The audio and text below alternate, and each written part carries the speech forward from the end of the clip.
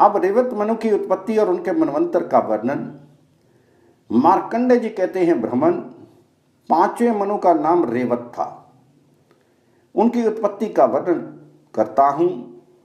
पूर्व काल में ऋतवाक नाम से प्रसिद्ध एक महर्षि थे। उनके बहुत समय तक कोई पुत्र नहीं हुआ। धीर काल के पश्चात हुआ भी तो रेवती नक्षत्र के अंतिम चरणों में उनका जन्म हुआ। उन्होंने बालक के जात कर्म आदि संस्कार विधि पूर्वक संपन्न किए, उपनयन आदि भी कराए, किंतु वह सुशील नहीं हो सका। जब से उसका जन्म हुआ तभी से वे महर्षि भी दीर्घ काल व्यापी रोग से ग्रस्त हो गए। उनकी माता भी कोढ़ आदि से पीड़ित होकर बहुत दुख उठाने लगी। बालक के पिता अत्यंत दुखी होकर सोचने लगे, ये कैसा अनर्थ प्राप्त हुआ। उधर उस दुष्ट बुद्धि वाले पुत्र ने दूसरे मुनि कुमार की स्त्री का अपहरण कर लिया। इससे खिन्नचित्त होकर ऋतवाक ने कहा, मनुष्य का बिना पुत्र के रहना अच्छा है, किंतु कुपुत्र का होना कदापि उचित नहीं है। कुपुत्र तो पिता माता के हृदय को सदा ही सालता रहता है और धर्म में गए हुए, स्वर्ग में गए हुए पितरों को भी नरक में गिरा देता है। मैं तो केवल माता पिता को दुख देने के लिए ही होता है। उस पापात्मा पुत्र के जन्म को धिक्कार है, जिसके पुत्र सब लोगों के प्रिय, परोपकारी, शांत तथा उत्तम कर्मों में लगे रहने वाले होते हैं। वे ही धन्य हैं। मुझे इस जन्म में कुपुत्र के कारण सुख नहीं मिला और परलोक से विमुख होना पड़ा। कुपुत्र का आश्रय लेने वाला मेरा वह अधम जन्म केवल नरक में ले जाने वाला है, उत्तम गति की प्राप्ति कराने वाला नहीं है। इस प्रकार अत्यंत दुष्ट पुत्र के दुराचारों से ऋतवाक मुनि का हृदय जलने लगा। उन्होंने गर्ग मुनि से इसका कारण पूछा। ऋतवाक बोले, महामुनि, पूर्व काल में उत्तम व्रत का पालन करते हुए मैंने सब वेदों का विधि पूर्वक अध्ययन किया और उन्हें समाप्त करके वैदिक विधि के अनुसार स्त्री के साथ विवाह किया। फिर स्त्री को साथ रखकर वेदों और स्मृतियों में बताए हुए सभी कर्तव्य कर्मों का अनुष्ठान किया। आज तक किसी भी क्रिया के अनुष्ठान में न्यूनता नहीं आने दी।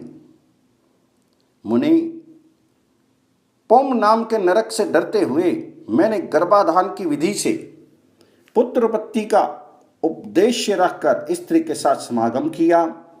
कर्म उपभोग के लिए नहीं, काम उपभोग के लिए नहीं। ये सब होने पर भी ऐसे कुपुत्र का जन्म क्यों हुआ? क्या वे मेरे दोष से अथवा मेरे दोष से उत्पन्न हुआ, अपने दोष से उत्पन्न हुआ, जो अपनी दुष्टता से हमारे लिए दुखदायी और बंधुजनों के लिए शोक कारक हो गया? तो गर्ग ने कहा, मुनि श्रेष्ठ, तुम्हारा ये पुत्र रेवती नक्षत्र के अंतिम चरण में उत्पन्न हुआ है। अतः दूषित समय में जन्म ग्रहण करने के कारण ये तुम्हारे लिए दुखदायी हो गया है। तो ऋतवाक बोले, मेरे एक ही पुत्र था, तो भी रेवती नक्षत्र के अंतिम भाग में उत्पन्न होने के कारण इसमें ऐसी दुष्टता आ गई, इसलिए रेवती का शीघ्र ही पतन हो जाए। मुनि के इस प्रकार शाप देते ही रेवती नक्षत्र आकाश से गिरा। सारा संसार चकित होकर यह दृश्य देख रहा था। वह नक्षत्र कुमुदगिरी के चारों ओर गिर पड़ा। वहां का वन, गुफाएं तथा झरने आदि सहसा उद्भासित उठे। रेवती नक्षत्र से गिरने से कुमुदगिरी का नाम रैवेतक पर्वत हो गया। उस नक्षत्र की जो कांति थी वह कमल मंडित सरोवर के रूप में प्रकट हुई। उस समय उस सरोवर से एक अत्यंत सुंदरी कन्या का प्रादुर्भाव हुआ। वह रेवती की कांति से प्रकट हुई थी, इसलिए परमुच्च मुनि ने उसे देखकर उसका नाम रेवती रख दिया। वह उनके आश्रम के पास ही प्रकट हुई थी, इसलिए वे ही पिता की भांति उसका पालन पोषण करने लगे। जब कन्या यौवन अवस्था में पदार्पण कर चुकी, तब प्रमुच मुनि उसके लिए योग्य वर पूछने के विचार से अग्निशाला में गए। उनके प्रश्न करने पर अग्निदेव ने उत्तर दिया, इस कन्या के स्वामी राजा दुर्गम होंगे, जो महाबली, महाप्रकर्मी, प्रिय वक्ता और धर्मवत्सल हैं। इसी बीच में मृग्या के प्रसंग से राजा दुर्गम मुनि के आश्रम पर आ पहुंचे। वे प्रियव्रत के वंश में उत्पन्न अत्यंत बलवान और पराक्रमी थे। उनके पिता का नाम विक्रमशील था और वे कालिंदी के गर्भ से उत्पन्न हुए थे। आश्रम में पहुंचे पर जब उन्हें ऋषि नहीं दिखाई दिए तब उन्होंने रेवती को प्रिय कहकर संबोधित किया और पूछा, सुंदरी बताओ तो सही, मुनि श्रेष्ठ प्रमुख इस आश्रम में कहाँ गए हैं? मैं उन्हें प्रणाम करना चाहता हूँ। मुनि अग्निशाला में बैठे हुए थे। वहीं से राजा का वार्तालाप और प्रिय संबोधन सुनकर वे तुरंत ही बाहर निकले। उन्होंने देखा राजोचित चिन्हों से युक्त महात्मा राजा दुर्गम विनीत भाव से सामने खड़े हैं। उन्हें देखकर मुनि ने गौतम नामक शिष्य से कहा, गौतम, इन महाराज के लिए अर्घ्य लाओ। राजा अर्घ्य स्वीकार करके जब आसन पर विराजमान हुए तब महामुनि प्रमुख ने स्वागत पूर्वक पूछा, राजन, आपके घर सेना, खजाना, मित्र, भृत्य, मंत्री तथा शरीर की कुशल तो है ना? तो राजा ने कहा, सुव्रत, आपकी कृपा से मेरे यहाँ सब कुशल से है, कहीं भी कुशल का अभाव नहीं है। तो ऋषि बोले, राजन, मेरे यहाँ एक कन्या है। इसके लिए वर ढूंढने की इच्छा से मैंने अग्निदेव से पूछा था, इसका पति कौन होगा? तो अग्निदेव ने कहा, राजा दुर्गम ही इसके स्वामी होंगे। इसलिए अब आप मेरी दी हुई इस कन्या को ग्रहण करें। आपने भी प्रिय कहकर इसको संबोधित किया है, अतः अब क्यों विचार करते हैं? मुनि की बात सुनकर राजा दुर्गम मौन रह गए। तब महर्षि प्रमुख अपनी कन्या का वैवाहिक कार्य संपन्न करने को उद्यत हुए। अपने विवाह के लिए पिता को उद्यत देख कन्या ने विनय से मस्तक झुकाकर कहा, पिताजी, यदि आपका मुझ पर प्रेम है तो कृपा करके मेरा विवाह रेवती नक्षत्र में ही कीजिए। ऋषि बोले, भद्रे, ऋतवाक नाम से विख्यात तपस्वी मुनि ने रेवती नक्षत्र पर क्रोध करके उसे नक्षत्र मंडल से नीचे गिरा दिया है।